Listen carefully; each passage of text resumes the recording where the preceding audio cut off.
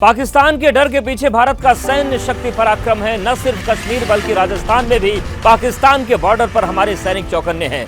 तैयारी ऐसी है कि अगर पाकिस्तान की ओर से कोई भी हिमाकत हो गई तो फिर छोड़ेंगे नहीं। और यही तस्वीरें शहबाज शरीफ को सोने नहीं दे रही। चारों दिशाओं में पैनी नजर, साथ में हथियार और वार करने को तैयार। रेगिस्तान में पाकिस्तानी आतंकियों को नेस्तनाबूद करने के लिए बॉर्डर सिक्योरिटी फोर्स तैयार दिखी। सिर पर हेलमेट, चेहरे पर कपड़ा, आंखों पर चश्मा। तपती गर्मी में भारतीय सैनिकों की वर्दी की गर्दी ऐसी कि दुश्मन कांपता नजर आए। माननीय प्रधानमंत्री जी ने जो घोषणा की है मिलिटेंट्स के खिलाफ, और उसको हम अंजाम तक पहुंचाने के लिए तैयार हैं। दुश्मन के हर मूवमेंट की नजर रखने के लिए सेना ने बॉर्डर पर अपनी ताकत भी बढ़ाई। अभी पाकिस्तान की तरफ हम लोग हर तरफ मतलब अलग सा नजर रखा हुआ है। लड़ाई की सिचुएशन में जो चीज करना चाहिए वो चीज हम उसी की तैयारी कर रहे हैं। सीमा के पहरे पर इन जवानों को बस ऑर्डर देने की देरी है। इसके बाद बंदूक की इस नली से निकली गोली बॉर्डर के पार दुश्मन को छलनी कर देगी। राजस्थान बॉर्डर पर तैनात हमारे जवानों की तैयारी 2 दिन पहले ही दिख गई थी, जब सेना ने थार रेगिस्तान में युद्धाभ्यास किया था और होश उड़ा दिए थे। ये बात हर कोई जानता है कि अगर पाकिस्तान भारत से भिड़ेगा तो ज्यादा देर तक मैदान में टिक नहीं पाएगा। और यही बात पाकिस्तान में बैठे नेता भी जानते हैं और सरेआम कैमरे पर स्वीकार भी कर रहे हैं। पाकिस्तान के पंजाब प्रांत के पूर्व मुख्यमंत्री नजम सेठी एक टीवी चैनल पर बैठे थे और बातों बातों में उन्होंने कबूल कर लिया कि पाकिस्तान की औकात कितनी है। लिमिटेड वॉर के अंदर इंडिया हावी नहीं हो सकता अगेंस्ट पाकिस्तान। पाकिस्तान की जो एयरफोर्स और आर्मी है, it can take care of itself on any front. India को पता है, तारीख बताती है इंडिया। लॉन्ग वॉर वो पाकिस्तान सस्टेन नहीं कर सकता, क्योंकि पाकिस्तान के पास वो रिसोर्सेज नहीं है। 3 महीने की जंग हो, फौजें लड़ रही है, वो पाकिस्तान नहीं सस्टेन कर सकता। यानी बड़ी बड़ी बातें करने वाला पाकिस्तान कायदे से 100 दिन भी जंग के मैदान में नहीं टिक पाएगा। और यही वजह है कि वो बार बार परमाणु बम वाली गीदड़ भभकी देने लगा है। And that is where the nuclear option comes in। और वो पाकिस्तान ने वाजे कर दिया कि यही सिचुएशन है जिसमें हम न्यूक्लियर करेंगे। और इंडिया को पता है कि कोट अनकोट पागल लगे ने शायद कर ही दे। इन बातों से इतना साफ है कि पाकिस्तान डरा हुआ और घबराया भी। पहलगाम हमले से प्रधानमंत्री मोदी भी क्रोध से भरे हुए हैं। हमले के 5 दिन बाद आज जब मोदी के मन की बात का 121वां संस्करण प्रसारित हुआ तो उसकी शुरुआत आतंकी और उनके आकाओं को चेतावनी के साथ हुई। देश से बात करते हुए प्रधानमंत्री ने आतंकियों से बदला लेने की हुंकार भरी। मैं पीड़ित परिवारों को फिर भरोसा देता हूं, उन्हें न्याय मिलेगा, न्याय मिलकर रहेगा। इस हमले के दोषियों और साजिश रचने वालों को कठोरतम जवाब दिया जाएगा। प्रधानमंत्री ने आज बता दिया, हमले की वीडियोस को देखकर देश की जनता के मन में जो गुस्सा भरा है, सरकार उससे वाकिफ है। एहसास है हर भारतीय का खून आतंकी हमले की तस्वीरों को देखकर खौल रहा है। प्रधानमंत्री ने हर उस देशभक्त का बखान किया जो आतंकियों के खिलाफ सड़कों पर उतरा है। पीएम ने प्रदर्शन की इन तस्वीरों को देश की ताकत बताया। आतंकवाद के खिलाफ इस युद्ध में देश की एकता, 140 करोड़ भारतीयों की एकजुटता हमारी सबसे बड़ी ताकत है। 140 करोड़ भारतीयों के प्रधानमंत्री की आवाज में जो धमक थी, वो सीमा पार बैठे आतंकियों के आकाओं ने भी महसूस की होगी। देश के मन की बात करने वाले प्रधानमंत्री मोदी ने आज आतंकियों की बौखलाहट की वजह बताया कि आखिर क्यों आतंकियों ने कश्मीर की पुरसुकून वादियों को खून खून कर दिया। पीएम का कहना है कि घाटी की बदलती तस्वीरों से आतंकी चिढ़े हुए हैं। जब कश्मीर में शांति लौट रही थी, निर्माण कार्यों में अभूतपूर्व गति आई थी, लोकतंत्र मजबूत हो रहा था, पर्यटकों की संख्या में रिकॉर्ड बढ़ोतरी हो रही थी, देश के दुश्मनों को, जम्मू कश्मीर के दुश्मनों को ये रास नहीं आया। प्रधानमंत्री ने देश को बताया कि आतंकियों को भारत भेजने वाले उनके आका कश्मीर को फिर से दहशतगर्दी वाले दौर में ले जाना चाहते हैं। आतंकी और आतंक के आका चाहते हैं कश्मीर फिर से तबाह हो जाए, और इसलिए इतनी बड़ी साजिश को अंजाम दिया। अलग अलग देशों के नेताओं के फोन आने के बाद पीएम ने देश को भरोसा दिया कि आतंक की लड़ाई में दुनिया 140 करोड़ देशवासियों के साथ है। आज दुनिया देख रही है, इस आतंकी हमले के बाद पूरा देश एक स्वर में बोल रहा है, मुझे भी ग्लोबल लीडर्स ने फोन किए हैं, पत्र लिखे हैं, संदेश भेजे हैं। आतंक के खिलाफ दुनिया का साथ मिलने के बाद अब देश को मोदी सरकार से पहलगाम हमले का बदला लेने की उम्मीद है। आज पीएम की बातों से भी लगा कि हमारी सरकार देश की भावनाओं को समझ रही है। प्रधानमंत्री नरेंद्र मोदी कश्मीर के बारे में जो कुछ कह रहे हैं, जो कुछ आपने सुना, उसके कुछ आंकड़े भी हम आपको बताते हैं जो आतंकियों और सरहद पार बैठे उनके आकाओं को चुभ रहे हैं। 2019 के बाद जम्मू कश्मीर में विकास की रफ्तार तेज हुई। वहां अर्थव्यवस्था 8.5% की रफ्तार से सुधरती दिख रही है। 2024 में वहां पर्यटन से 18,000 करोड़ का राजस्व मिला था और 84,000 करोड़ रुपए से ज्यादा के निवेश के प्रस्ताव भी मिले हैं। कश्मीर में स्कूल ड्रॉप आउट 15 से घटकर 8% तक पहुंच गया है। 500 से ज्यादा स्कूलों में सुधार किया गया है या फिर सुविधाएं बढ़ाई गई हैं, उन्हें सही किया गया है और 200 से ज्यादा स्वास्थ्य केंद्रों में सुधार किए गए या फिर नए सिरे से उन्हें खोला गया।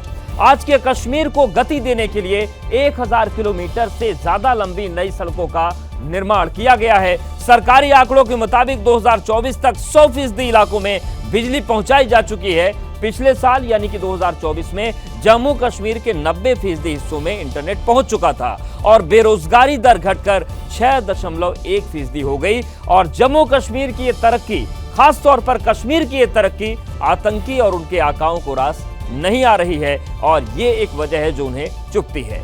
पहलगाम हमले के बाद से ही भारत की तरफ से जिस तरीके से कार्रवाई को लेकर पाकिस्तान लगातार खौफ में है। अब पाकिस्तानी मीडिया ने दावा किया है कि भारत ने अचानक झेलम नदी के पानी छोड़ा जिससे बाढ़ जैसे हालात पैदा हो गए। पाकिस्तान पानी पानी हो रहा है, ये दावा खुद पाकिस्तानी मीडिया ने किया है। पाक मीडिया का दावा है कि मुजफ्फराबाद के हटियान वाला इलाके में भारत ने झेलम नदी में अचानक पानी छोड़ दिया। पानी छोड़ने से नदी में बाढ़ आ गई जिससे लोगों में दहशत फैल गई। झेलम नदी में पानी छोड़े जाने के बाद मुजफ्फराबाद प्रशासन ने जल आपातकाल लगा दिया है। इससे पहले पाकिस्तान के सियालकोट का एक वीडियो वायरल हो रहा है जिसमें स्थानीय मछुआरा बता रहा है कि चिनाब में पानी घटने लगा है। यानी पाकिस्तान के लिए एक तरफ सूखे का संकट तो दूसरी तरफ उसके दावे के मुताबिक पूरा शहर ही पानी पानी हो गया। आतंकी हमले को लेकर देश में गुस्से का माहौल है। लगातार विरोध प्रदर्शन हो रहे हैं और मुंबई के दादर और बिहार के लखीसराय में लोगों में हमले के खिलाफ प्रदर्शन किया और सरकार से सख्त एक्शन की मांग की है। जिस तरह धर्म पूछकर आतंकवादियों ने सैलानियों की हत्या की, उससे लोग गुस्से में हैं। इसी की एक तस्वीर मुंबई के दादर में देखने को मिली, जहां जन आक्रोश यात्रा निकालकर पाकिस्तान के खिलाफ जमकर नारेबाजी की। इसी तरह का एक विरोध बिहार के लखीमसराय में हुआ, जहां लोगों ने कैंडल मार्च निकालकर अपना विरोध दर्ज कराया। प्रदर्शन में आए लोगों ने बताया ये केवल एक मार्च नहीं बल्कि मानवता के पक्ष में और नफरत के खिलाफ है। बता दें कि इसी तरह का प्रदर्शन देश भर में देखने को मिल रहा है। हर कोई अपने अपने तरीके से विरोध दर्ज करा रहा है।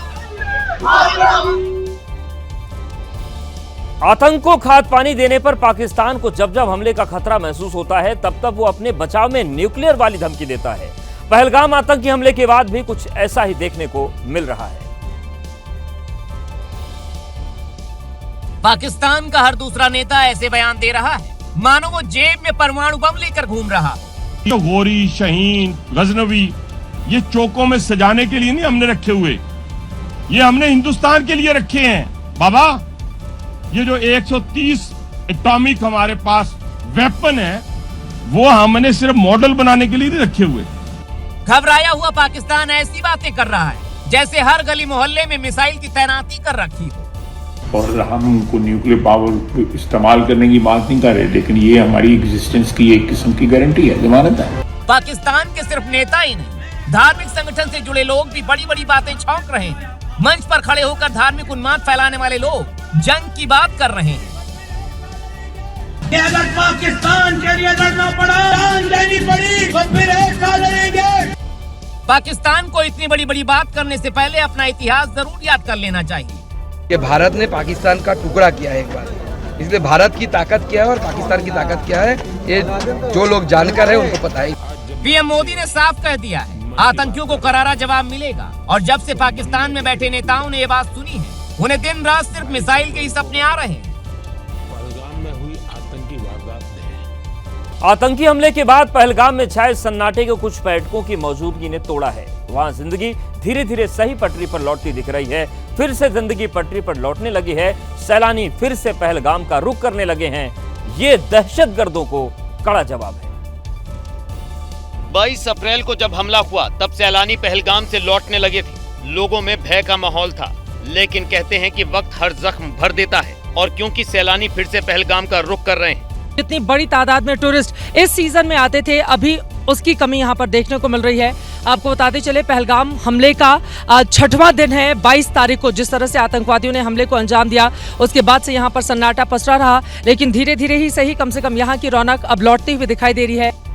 हालांकि टूरिस्ट की संख्या उतनी नहीं है जितनी हुआ करती थी, लेकिन उम्मीद है जल्द और सैलानी आएंगे और फिर से पहलगाम में वही रौनक होगी जो 22 अप्रैल के हमले से पहले हुआ करती थी। पहलगाम में सैलानी भले ही लौटने लगे हों, लेकिन बाजार अभी भी खाली है, क्योंकि आने वालों की संख्या पहले के मुकाबले बेहद कम है।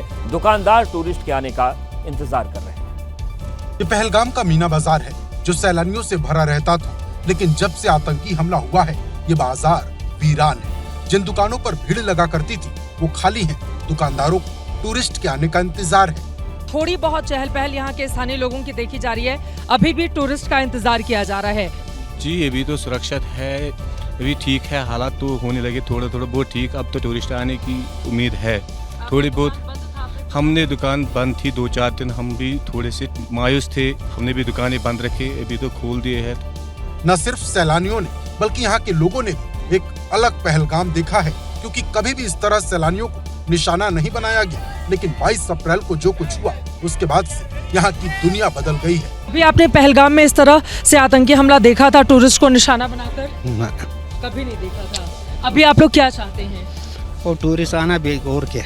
हालांकि पहलगाम में टूरिस्ट लौटने लगे हैं, भले ही उनकी तादाद उतनी नहीं जितनी पहले हुआ करती थी, लेकिन एक उम्मीद है कि जल्द सब कुछ सामान्य हो जाएगा।